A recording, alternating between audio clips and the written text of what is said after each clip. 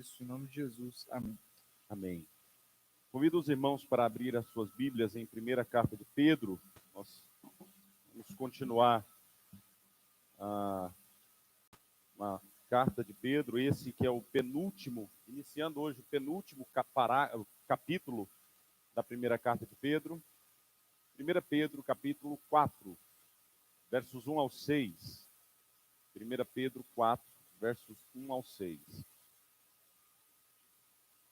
Texto em que a palavra de Deus nos diz o seguinte: Ora, tendo Cristo sofrido na carne, armai-vos também vós do mesmo pensamento, pois aquele que sofreu na carne deixou o pecado, para que, no tempo que vos resta na carne, já não vivais de acordo com as paixões dos homens, mas segundo a vontade de Deus. O tempo decorrido para terdes executado a vontade dos gentios, tendo andado em dissoluções, concupiscências e idolatrias. Por isso, difamando-vos, estranham que não concorrais com eles ao mesmo excesso de devassidão, os quais hão de prestar contas àquele que é competente para julgar vivos e mortos, pois, para esse fim, foi o evangelho pregado também a mortos, para que mesmo julgados na carne segundo os homens, vivam no Espírito segundo Deus. Esta é a palavra do nosso Deus. Uma das coisas que a gente precisa sempre estar pensando e refletindo com relação às compreensões que a gente precisa ter na vida como um todo. A gente passa a vida inteira necessitando verdadeiramente de compreender melhor a vida, compreender melhor o nosso papel lá em casa, compreender o nosso papel como pai, como mãe, compreender o nosso papel como funcionário, compreender o nosso papel na sociedade. Nós precisamos disso. E há uma necessidade nossa de compreender o sentido da nossa vida. O ser humano tem essa necessidade. Todos nós, por mais que você possa dizer assim, esse negócio de filosofia, por exemplo, não é minha praia, eu não gosto muito de pensar, mas todos nós vivemos com os 3 questionamentos básicos da filosofia. De onde eu vim, o que eu estou fazendo aqui e para onde eu vou depois daqui. Nós temos esses questionamentos como, eu vou dizer assim, como item de série na nossa existência. Do mesmo jeito que volante, airbag, freio ABS é item de série de todos os carros, esses questionamentos são itens de série para todo ser humano. O ser humano, ele deseja responder essas perguntas. E ele vai encontrar a essas perguntas em toda a sua vida. De todas as formas, de todos os jeitos. O ser humano ele vai encontrar respostas ou buscar respostas a essas perguntas que fazem parte do seu ser. E no que diz respeito a o que eu estou fazendo aqui, talvez seja essa pergunta, essas 3 perguntas a gente pode encontrar nesses poucos versículos que Pedro está trazendo de respostas para aquele povo, para a igreja que estava vivendo naquela região da Ásia, perseguida, sofredora, pessoas que estavam morrendo, sendo perseguidas, perseguição religiosa, perseguição política, perseguição familiar, pessoas que não se aguentavam na sociedade mais, pessoas que olhavam para os cristãos. Tanto que a palavra cristão, ela é mencionada pela primeira vez lá em Atos, capítulo 11, quando os discípulos são, pela primeira vez chamado de cristãos, era uma espécie de Cristo. Olhava para eles e falava alturas daquele homem, Jesus, filho de um carpinteiro, de Nazaré, que morreu, que nós matamos ele, aquele bandido que foi preso. esses pequenos daquele homem que nós matamos há um tempo atrás. E essas acusações, elas foram severas no meio da igreja. A igreja, nesse tempo que nós estamos aqui em 1 Pedro, ela não estava sendo perseguida simplesmente porque os seus templos não podiam abrir normalmente por conta de uma pandemia. Não. Eles estavam sendo perseguidos porque eles amavam a Jesus acima de todas as coisas. Eles estavam sendo perseguidos porque eles não davam honra a Nero, como Nero queria. Eles estavam sendo perseguidos porque eles não queriam viver religião de performance, eles queriam viver religião dirigida pela graça. Eles estavam sendo perseguidos porque amavam mais a Jesus do que os próprios prazeres. E aqui, exclusivamente, Pedro escreve uma carta para pessoas que eram gentias, pessoas que tinham vindo do mundo comum no Império Romano. Aquelas pessoas que praticavam tudo de sórdido, tudo que é moral, disfuncional, aquele povo praticava. Às vezes nós olhamos para a nossa sociedade hoje, imoral, nós vemos a crise moral que nós estamos aí, está diante de nós essa crise moral, e nós às vezes achamos que, nossa, é o pior momento da história. Eu digo que não acredito, sinceramente, que seja esse o pior momento da história no que diz respeito às deturpações morais. O pior momento da história, ele é único. E ele começou desde que o homem caiu, lá no Éden. E o que acontece desde a queda é simplesmente reflexo do que aconteceu da desconexão de Deus, do homem de Deus, lá no Éden. Depois que o homem desconecta de Deus, você vai encontrar um homicídio, irmão matando o outro irmão. Você vai encontrar traições, mentiras. Você vai encontrar tudo disfuncional, tudo desfocado. Você vai encontrar homens de Deus pecando. Você vai encontrar pessoas perseguindo e matando outras. Pessoas por desejo de poder, promovendo guerras, para ter mais terras, promovendo guerras. O que nós encontramos hoje é apenas, e não deveria nos assustar tanto isso, porque nós olhamos para a Escritura e a Escritura diz que nos ensina os porquês do mundo depravado que nós vivemos. E ela nunca disse ao contrário, o homem é totalmente depravado. Isso faz parte de um dos pontos da nossa doutrina reformada. Total depravação do homem. Nós cremos nisso. Ou pelo menos dizemos para as pessoas que cremos. Crer nisso é entender que nada mais nesse mundo de ordem depravada, imoral, corrupta, qualquer coisa que seja, vai nos assustar. Porque eu entendi pela Escritura que o homem não é meio depravado. Ele é totalmente depravado. Por isso que o ser humano precisa de Jesus. Por isso que Jesus ele não vem condenar o homem. Jesus não condena ninguém. A ideia de Jesus era simplesmente salvar. É isso que ele diz lá em João, que nós lemos aqui no início. O Filho do Homem, Deus não mandou o Filho, Jesus, para que condenasse o mundo. Por que não? Porque o mundo já está condenado. Não é um Jesus que vem aqui no mundo e fala assim, eu vou salvar esses e vou mandar esses aqui para o inferno. Não, está todo mundo caminhando para o inferno. Está todo mundo condenado. Condenado por quê? Porque o homem desobedeceu e descumpriu e quis viver uma vida alheia ao Senhor, e os reflexos dessa desconexão está caminhando ao longo dos tempos.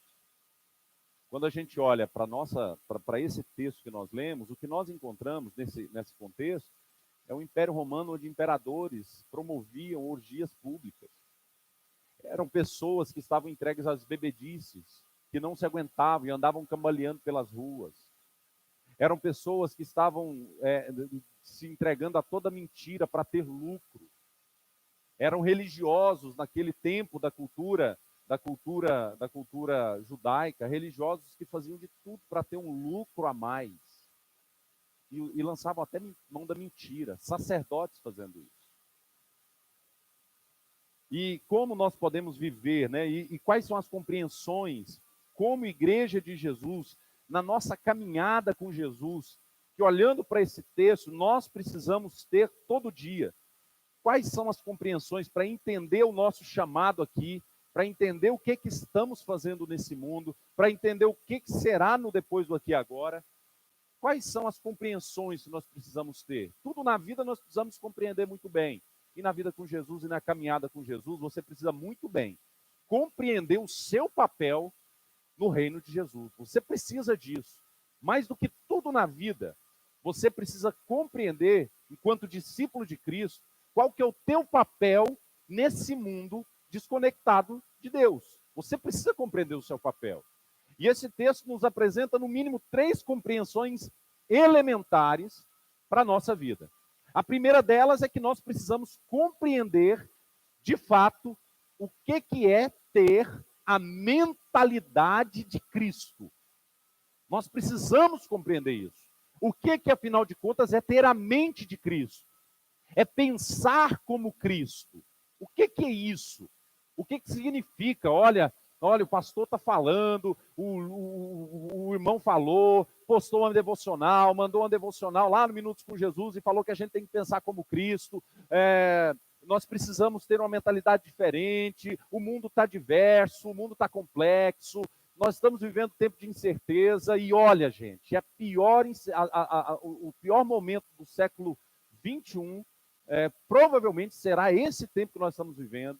Quando estiver lá, você lembra quando você estava em 1990, quando você olhava para a crise de 29, quando você estava lá na escola, sobre a crise de 29, escute, as pessoas vão estudar nos livros o Covid-19 e os impactos disso na sociedade, porque é muito mais do que um vírus isso.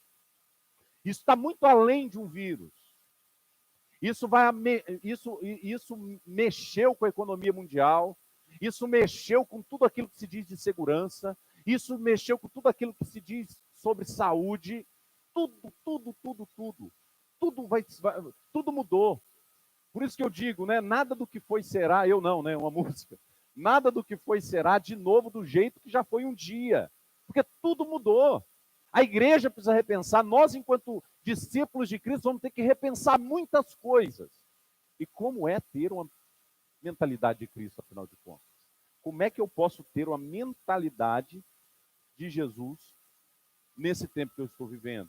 E eu preciso compreender isso. Essa é a primeira compreensão. Como é que esse texto vai dizer e vai resolver esse problema para nós? Na edição NVI, ela diz esse versículo primeiro da seguinte forma: portanto, uma vez que Cristo sofreu corporalmente, o sofrimento dele. Não pense que a vida, compreender a mentalidade de Cristo, é você não entender que a vida é uma colônia de férias.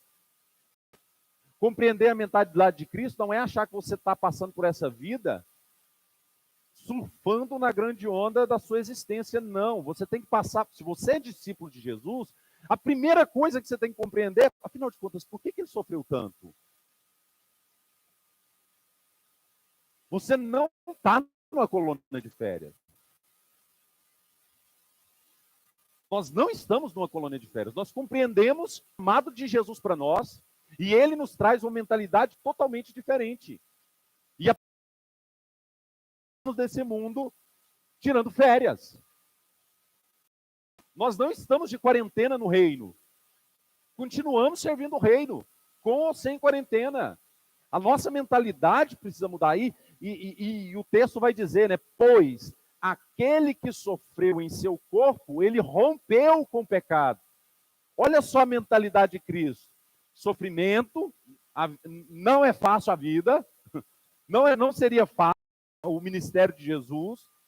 E aí ele fala que ele sofreu, e o texto vai dizer que ele sofreu em seu corpo e rompeu com o pecado. O texto na atualizada vai dizer, pois aquele que sofreu na carne deixou o pecado. Compreender a mentalidade de Cristo é viver uma luta contra nós mesmos, diária. A nossa luta não é o outro. Por isso que eu tenho dito assim, sempre que tenho uma oportunidade de bater papo, a nossa luta não é contra governo. A nossa luta não é contra juízes. Nossa luta não é contra presidentes, contra deputados. A nossa luta não é contra governadores. Nossa luta não é contra prefeitos, contra vereadores. A nossa luta não é para abrir o templo. A nossa luta é contra nós mesmos. Existe uma luta que eu preciso lutar contra mim. E que se eu não assumir que preciso lutar contra mim, eu vou ficar perdendo essas pequenas batalhas dia a dia. Por isso que eu tenho que olhar para Jesus e entender que, olha, é o sacrifício dele que me molda. É a disposição dele que me aperfeiçoa. E aí o texto vai dizer, para que isso? Tudo tem um porquê. Para quê? Para que no tempo que lhe resta, não viva para satisfazer, o versículo 2, não viva para satisfazer os maus desejos humanos, mas sim para fazer a vontade de Deus. Ter a mentalidade de Cristo é tomar a decisão, uma vez que o evangelho fez sentido para mim, é eu tomar a decisão de deixar minha vida ser dirigida pelo que Cristo diz e não pelo que eu acho. É deixar nossa vida ser dirigida pelos aspectos da cruz do que pelos aspectos da queda. É você olhar para Jesus e falar, Senhor, realmente agora fez sentido. Então eu preciso tomar as minhas decisões não pelos meus desejos humanos, mas pela vontade de Jesus, pela vontade de Deus. Então eu preciso compreender, esse texto me diz que uma compreensão elementar da vida do discípulo é você compreender a mentalidade de Cristo e viver por ela.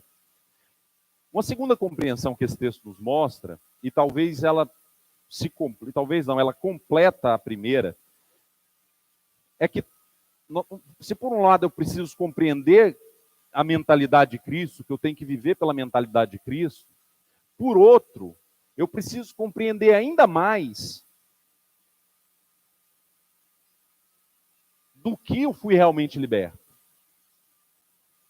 É mais ou menos assim, muitas pessoas passam a vida inteira na igreja e não mudam absolutamente nada na sua vida. A pergunta que me ocorre a respeito de pessoas assim, de quem quer que seja, essa pessoa realmente converteu? E se converteu, ela converteu de quê então? Se nada muda. Se não há nem um mínimo de variações, de mudanças no coração, do que essa pessoa converteu? É pergunta que nós precisamos fazer para nós. Se eu não compreender do que eu fui liberto, você foi liberto de quê? Do que você foi liberto? Se a pessoa não entende do que ela foi liberta, não tem como ela entender a grande boa mensagem da cruz. Porque ela não sabe da má notícia do evangelho que levou ela a viver a vida em pecado que ela vivia. Naquela vida que ela estava ainda anestesiada com os prazeres pessoais. E o texto vai dizer no verso 3, porque basta, ou na NVI vai dizer assim, olha, no passado vocês já gastaram tempo suficiente fazendo o que agrada quem? Os pagãos. Vocês viviam, olha só, vocês viviam para agradar os outros. Já viu aquele ditado assim, ó, aquele negócio assim, muitas vezes, nós usamos o dinheiro que não temos para agradar pessoas que não nos amam, para impressionar pessoas. O que Pedro estava falando para aquele povo era assim, olha, vocês estavam jogando a vida de vocês fora, agradando os desejos de vocês, e isso também agradando os outros. Vocês tinham vocês e os outros apenas como referencial da vida. E o que eles faziam naquele tempo? Versículo 3 e 4 vai dizer, versículo 3, naquele tempo vocês viviam na libertinagem. Vocês viviam na libertinagem, pessoa libertina. Você vivia, tava nem aí com nada. Naquele tempo você tocava o terror mesmo. Naquele tempo você vivia a vida. Você saía para viver sua vida, afinal de contas, vou comer e beber porque logo eu vou morrer. E como que era essa libertinagem? Na sensualidade, nas bebedeiras, nas orgias, nas farras e na idolatria repugnante. Se você pegar todos esses prazeres, você pode circular esses prazeres e dizer assim, ó, uma vida centrada no eu. O que Pedro estava querendo dizer, ó, vocês, na tentativa de agradar os outros, vocês estão tendo esses prazeres, pode circular tudo, vocês estão dirigindo a vida de vocês, focada em vocês mesmos. Vocês têm a vida centrada no ego, vocês tinham a vida centrada no ego de vocês. Vocês só tinham interesse em satisfazer os seus prazeres. Você tinha filho para satisfazer as suas vontades. Você tinha um emprego e olhava para o seu emprego para satisfazer as suas vontades. Você olhava para o teu dinheiro apenas para satisfazer as suas vontades. Você não olhava para absolutamente nada com vistas a entender a glória de Deus naquilo que tem e que Ele te deu. Deus, Ele nos deu todas as coisas que Ele nos trouxe para que nós possamos fazer o que Adão não conseguiu fazer. Quando Deus constrói, cria o mundo, Deus dá a Adão tudo, para que ele fosse o gestor de tudo para a glória de Deus. Mas um determinado tempo ele achou que a glória era dele. O desejo por glória, o desejo por estar no controle das coisas, dominou Adão. E ele come do fruto, o problema não era o fruto, mas era a intenção dele de querer estar no centro. Porque o que seduziu Eva e Adão foi aquela palavra quando disse: você não vai morrer. A questão é que Deus sabe que o dia que você comer, você será como Ele. Nós gostamos de glória. Nós temos desejo por glória. Nós temos desejo por isso. Nós nascemos com isso. E esse desejo é bom. Esse desejo de glória é bom. O problema é que se nós não preenchemos esse desejo com a glória de Deus, nós vamos encontrar outras glórias que são falsas. Quais são as glórias falsas que Pedro estava falando aqui? Libertinagem, sensualidade, bebedeiras, orgias, farras e idolatria repugnante. Tudo glória falsa. Tudo glória falsa. Tudo que traz para nós a sensação ilimitada de prazer, falsamente. Tudo que traz. Se você pergunta para um jovem, o que é liberdade? Faça isso depois para o seu filho. Pergunta para o seu filho, o que é liberdade? O que é ser livre para você? Ser livre para mim, pai, mãe, é eu fazer o que eu quero na hora que eu quero, sem dar satisfação para ninguém. É poder sair de casa com quem eu quiser, na hora que eu quiser, onde eu quiser, gastar o que eu quiser e do jeito que eu quiser. Isso para mim é liberdade. A maioria dos jovens que faz essa pergunta, eles respondem assim. Porque para eles, eles querem jogar, virar a noite jogando. Eles querem dormir na hora que eles querem e acordar na hora que bem entenderem. Cedo ou tarde, não interessa. E o que está no coração deles é o que está no coração de todo ser humano, que entende a liberdade desfocada da glória de Deus.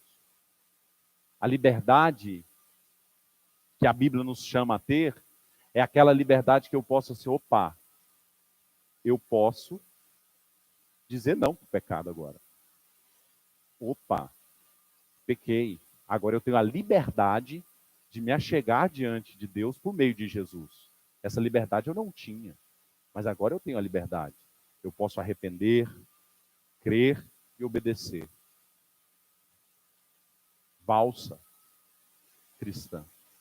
Cair arrependo, creio e volto a obedecer de novo. E a gente vai dançar isso a vida inteira. O que nós não podemos é viver nesse tipo de libertinagem, alimentando a nossa vida com falsas glórias. Terceira compreensão necessária para a nossa vida. O texto vai dizer assim, versículo 4 em diante. Eles acham estranho que vocês não se lancem com eles na mesma torrente de imoralidade e por isso os insultam. Contudo, eles terão que prestar contas àquele que está pronto para julgar os vivos e os mortos. Por isso, o mesmo evangelho foi pregado também a mortos, para que eles, mesmo julgados no corpo segundo os homens, vivam pelo Espírito segundo Deus. Terceira compreensão importante para nós é, como discípulos de Jesus, só para recapitular, nós precisamos compreender a mentalidade de Cristo. O que é isso? O que é ter a mentalidade de Cristo? Nós precisamos compreender do que nós fomos libertos. E terceiro, nós precisamos compreender a obra de Deus em toda a história. Nós precisamos compreender isso. Alguém disse assim, um pastor ensinando outros pastores. Pastor Samuel Vieira, da Igreja Central de Anápolis, quando ele estava ensinando numa pregação, naquelas palestras do CTPI, que compartilhamos no grupo, ele falou assim, na missão existem dois axiomas. O primeiro é que a missão é de Deus. E ele fala isso para todos os pastores. Pastores, entendam, a missão é de Deus, não é sua. E segundo, Deus já estava aí quando você chegou onde você está hoje. Eu acrescentaria outro. Deus continuará lá depois que os pastores não estiverem. Ou seja, você é nada. Você é simplesmente um instrumento quando você é comparado com Deus. Quando nós olhamos para isso, o que eu quero dizer é, você também precisa, como discípulo de Cristo, entender o que Deus está fazendo na história do mundo. Eu acredito plenamente que andaremos menos desesperados com qualquer turbulência que o mundo possa acontecer, se nós entendemos que há um Deus e que Ele está agindo na história. Andaremos muito desesperados, muito menos desesperados. Os nossos desesperos diminuirão, as nossas ansiedades diminuirão. E certamente encontraremos uma paz, e uma paz que excede todo entendimento, aquela que você não pode explicar. E era o que muitos discípulos de Cristo estavam vivendo, compreendendo um Deus na história. Por isso eles viviam vida de santidade. Por isso que eles estavam sendo desafiados, encorajados a mudar as atitudes deles, a tomar novas atitudes. É exatamente por isso. Santidade. Por que santidade? Porque tem um Deus que está na história fazendo alguma coisa e eu sou dele. E o que Deus estava fazendo? Aqui Pedro ele faz um jogo de palavras interessante, porque ele fala assim, olha, tem gente estranhando vocês. Tem gente olhando para vocês e falando, esse povo é doido. Como que no Império Romano o cara não vai participar das farras romanas? Gente, o que tem? É só uma night. Né? Ainda dava aquele quebradinho de pescoço assim com o ombro, né? O filho falando com o pai, né? O que tem? Esse povo está abrindo mão desses prazeres tão bons. Você acha, no tempo de hoje seria isso, você acha que Deus quer que você viva triste? Deus quer que você tenha prazer. A vida focada no prazer. Quanto mais prazeroso, mais certo você está, né? As pessoas usam essa linha epicurista, né? Muito para tudo, mas só que hoje o importante é ser feliz. Tem até música, né? O importante é ser feliz e mais nada. O importante é seja feliz. E ali tinha homens e mulheres que assumiram a mentalidade de Cristo para a vida deles, que agora entenderam do que eles foram libertos, por isso que não podiam voltar, e também compreendiam e precisavam todo dia compreender que tinha um Deus na história. Não interessa se o povo da rua, da casa, da família, marido, esposa, filhos, não vão entender as decisões minhas por Jesus, por amor a Jesus. E essas pessoas não pegavam leve. Essas pessoas não pegavam leve. Elas insultavam os discípulos, é o que o texto diz, e por isso os insultam. Porque vocês amam a Jesus, elas estão insultando vocês. Notem.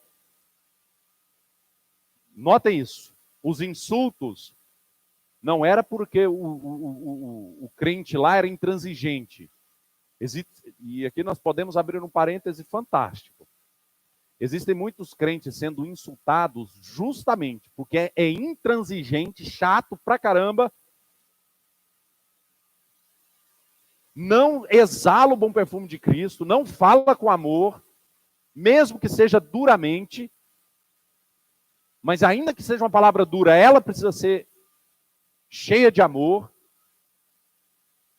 Tem crentes sendo insultados porque são negligentes nas suas casas, esposas sendo insultadas porque negligenciam o seu papel enquanto esposa, maridos sendo insultados porque não cumprem o papel enquanto marido, filhos recebendo puxões de orelha porque não cumprem o papel como filhos, pais recebendo puxões de orelha porque não cumprem o papel quanto pais que Jesus mandou cumprir, que a palavra e o evangelho de Jesus nos manda.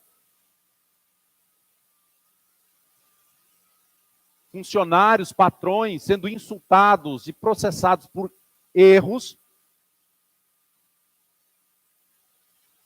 Aqui eles não estavam sendo insultados porque eles erravam, porque eles não cumpriam. Eles estavam sendo insultados porque eles cumpriam, porque eles decidiam amar a Jesus. E eles decidiam isso porque começaram a entender um discurso, um Deus na história inteira. E Pedro sabia tão bem isso, que no capítulo 2 de Atos, se você for lá na sua Bíblia, vai ter o discurso de Pedro. Naquele episódio depois do Pentecoste, que 3.000 pessoas são batizadas depois desse discurso dele. Sabe o que ele faz? Na hora que ele prega? Se você for lá, não vamos ter tempo para fazer isso. Ele faz uma exposição bíblica de toda a Bíblia. Num só discurso. Ele pega de Gênesis a Apocalipse. O povo se converte. Opa, esse Deus mesmo que eu quero. Sabe por quê? Porque no meio da pregação do Evangelho, quando se prega o Evangelho verdadeiro, o Espírito de Deus está agindo e está manifestando a graça dele em todos os lugares. E aquele que Deus quer salvar, Deus vai efetivamente salvar com a pregação fiel da Escritura. Portanto, prega a palavra. Prega a palavra. Paulo orienta isso a Timóteo. Paulo orienta isso a Timóteo.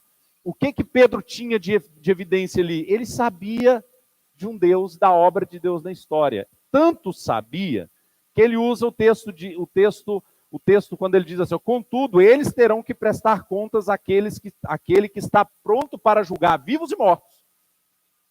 Aquele que está pronto para julgar quem está vivo agora e quem já morreu. E eles vão pensar, quem está insultando vocês, vão prestar conta com todos. De todos os seus atos, melhor dizendo. Não importa se tem quem está vivo agora ou quem já morreu. Não importa. E aí ele vai dizer no verso 5, 6. Por isso mesmo o evangelho foi pregado também a mortos. Opa! O evangelho pregado a mortos? Para aí. Explica esse negócio direito. O evangelho foi pregado a mortos, quer dizer então que foi alguém lá no cemitério, abriu a porta aqui no cemitério em Água Boa, ou onde você quer pensar em cemitério aí que está me ouvindo no YouTube. Foi lá, abriu o cemitério e começou a pregar. É isso que o texto está dizendo? Não. Pedro está reportando exatamente o que ele havia usado aqui quando ele falava dos espíritos em prisão e da missão de Noé. O que Pedro está dizendo é assim, ó, sabe aqueles que morreram? Também foram pregado o evangelho para eles. O evangelho vem sendo pregado desde que mundo é mundo. Desde que o homem se desconectou com Deus, o evangelho está sendo pregado. As pessoas, aqueles que morreram, a estes também foram pregados o evangelho, quando estavam vivos. Por isso que ele está dizendo isso, assim, a estes mortos, a mortos, a eles foram. E o texto vai dizer assim, ó, por isso esse evangelho foi pregado também a mortos, para eles, mesmo julgados no corpo segundo homens, vivam pelo Espírito segundo Deus. E aqui ele está usando um jogo de palavras que diz assim, olha, Aqueles que compreenderam o evangelho foram julgados no corpo, no sentido de viver nesse mundo e sofrer, né, das fraquezas, das dificuldades do mundo. Eles sofreram segundo homens, mas eles foram vivificados pelo Espírito de Deus. E aqui o episódio, o contexto vem de Noé. Noé, quando na arca, julgado no corpo, segundo os homens, e do mesmo jeito, o mesmo dilúvio que veio sobre Noé, veio sobre o povo que morreu, mas ele vivificou. No entanto, portanto, assim como Noé, que estava dentro da arca, não pereceu, nós também, estando em Cristo, não pereceremos. Uma compreensão da história, do que Deus está fazendo na história. Portanto, a minha missão e a sua é entender que tem um Deus que está fazendo alguma coisa no mundo. De que forma que nós podemos aplicar na nossa vida essas verdades? Se permita, cada vez que você tiver algum confronto na sua casa com alguém, se permita não ser dirigido pelo seu desejo de estourar com a pessoa. Mas se permita ser dirigido pela mentalidade de Cristo, amorosa de Cristo. Se permita ser dirigido em toda a sua vida pela mentalidade de Cristo, a agir conforme o caráter de Cristo, a responder conforme as respostas e o perfil de Jesus. Todas as vezes que você se sentir tentado a voltar para o seu passado, assim como o povo de Israel estava sendo todos os dias tentado a voltar para o Egito ou comer das iguarias do Egito, nós todos os dias vamos ser tentados com as nossas próprias fraquezas para voltar às práticas antigas. Por isso que nós precisamos saber do que fomos libertos. O Senhor nos libertou desses prazeres. E hoje nós não somos mais dirigidos por prazer nenhum. Nós somos dirigidos pela mente de Cristo. Então eu não sou mais dependente de prazeres. Eu sou dependente de Cristo. Eu dependo dele. E também, passa a olhar para Deus como realmente soberano sobre toda e qualquer circunstância. Não tenho dúvida que essa circunstância Deus permitiu ou decretou nos seus eternos decretos, que é para demonstrar para o ser humano que dinheiro não resolve. Você pode ter agora, vamos te dizer assim, se você soubesse que tinha a vacina contra o Covid-19, e essa vacina custasse R$ 10.000, você ia fazer de tudo para ter essa vacina. Pegar um empréstimo no banco, pedir emprestado, sair correndo. Mas não tem. Não é dinheiro. Se fosse dinheiro, a maior nação do mundo não seria hoje o epicentro da pandemia. A questão não é dinheiro. A grande demonstração é que existe um Deus que está na história. E por mais que tenham intenções por trás de tudo, não há nenhuma intenção por trás de Deus. Antes dele. Tudo está a partir dele. Tudo é a partir do eterno. E ele está na história, salvando gente, reconciliando pessoas com ele por meio de Jesus. É isso que precisa estar sempre na nossa mente. De que forma essa circunstância vai atingir esse propósito de reconciliar homens com Deus por meio de Jesus. Vamos colocar em pé e vamos orar?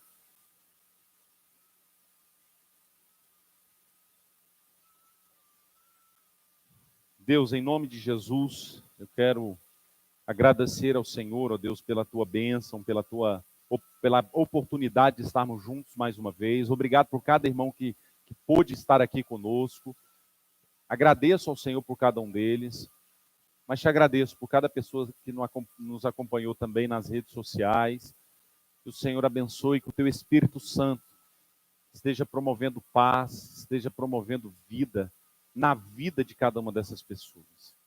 No nome de Jesus é que eu oro. Amém. Deus abençoe a todos. Grande abraço.